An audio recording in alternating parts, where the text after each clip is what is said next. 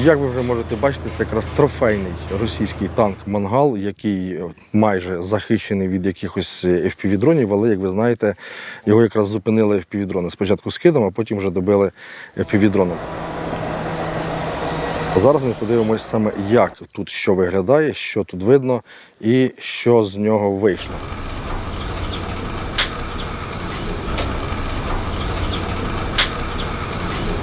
Як ви можете бачити, тут майже взагалі нічого не видно для механіка-водія.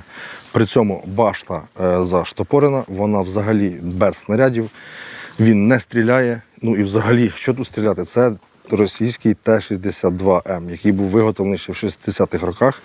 Зараз він без броні, без снарядів, але використовувався як для перевозки, я так розумію, особового складу. Тут при цьому був взятий в полон саме екіпаж, особового складу з ним не було. При цьому, як бачите, динамічний захист, який в ньому є, він порожній, боєкомплект відсутній, гармата заштопорена, башня заштопорена, він просто використовувався як таксі. При цьому головним його захистом був якраз реб, який висів по кругу. Зараз його відповідно немає, ми його досліджуємо, але дуже цікаво, що це таксі порожній, захищений ребом для перевозки особового складу. Як я вже неоднократно говорив на стрімах, саме отакий сарай-мангал, він захищає особовий склад від якихось там, можливо, уламків, але головне, щоб тут був робочий реб, який буде захищати, щоб дрони не долітали. Тому що якщо долетить, ця броня не сильно спасе. Але головне, що в танка потім втрачається якраз його вогнева міць, він не може стріляти, він нічого не бачить, він не може крутити своєю баштою. Тому використовуватись може тільки для таксі. От для такого таксі вони вибрали саме з якихось елементів, я не знаю, електрощитової. Вони вибирали метал, де вони тільки могли знайти, вони їм обварили. Потім по кругу поставили реб без камер, тобто без спостереження. Все, що бачить механік-водій, це там 2 трімплекса і все. Але як ми його збили? Ми його збили, точніше зупинили. Зупинили скидом. Скидом якраз був збитий на цьому катку, як бачите, елемент резини. Тобто ця резина була збита, і він тоді був зупинений. І деякі якісь є пошкодження. Збили каток, збили резину, зупинили танк. Далі вже потім добивали FPV-шкою зверху. Але давайте ще подивимося, що знаходиться в нього всередині, тому що це також варто уваги.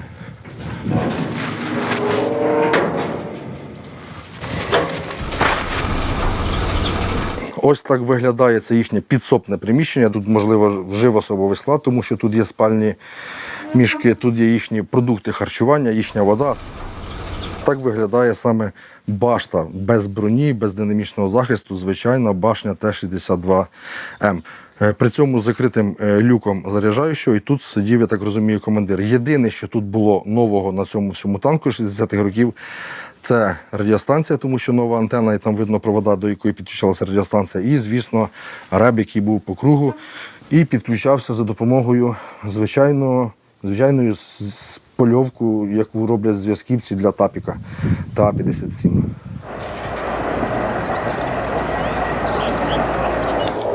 З усіх оптичних засобів, які має цей танк, що в командира, що в навідника, в цьому танку-сараю нічого не видно, тут бачить тільки механік-водій.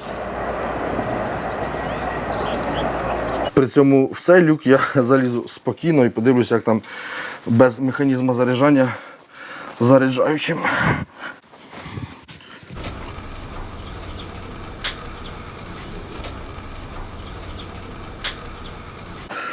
Тут місця набагато більше, при цьому до сих пір сліпота і нічого не видно.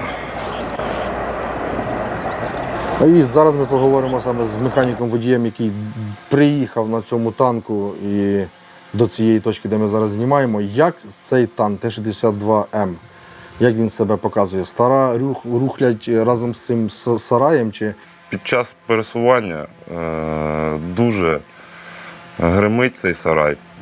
Тихенько не під'їдеш там, де треба. Це по-перше. По-друге, двигун трохи вже застарілий, пускає дуже велику димову завісу за собою тягне.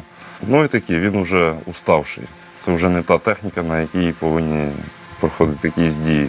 Але все одно мотор працює, заводиться, він може їхати. Задня передача працює. Так, всі передачі працюють. Не так сказати, що відмінно, але включити їх можна. Так як перша і остання, вони всі включаються, але з великим натягом. Що видно механіку водію в такому сараю? Яка в нього обзорність? Що видно саме? Механік водій бачить тільки вперед, якщо йде по похідному, в нього більше обзор. Якщо йде по бойовому, в нього взагалі обзору дуже маленький. Тобто, можливо, вони навіть їхали по похідному, або хтось збоку сидів і вказував йому дорогу, так. тому що, я так розумію, Інакше не можна. бортового Неможливо. радіозв'язку не було з екіпажем. Неможливо. Хтось, можливо, сидів збоку і вказував Хтось йому. куди. коригував всі дії їхні. І ось так цей російський танк «Сарай», який був саме придуманий для того, щоб захищатися від FPV-дронів і від скидів, був зупинений якраз від скиду. І ось так уже FPV-дрон зупинив цей танк. Це, бачите, пробоїна в цьому танк-сараї.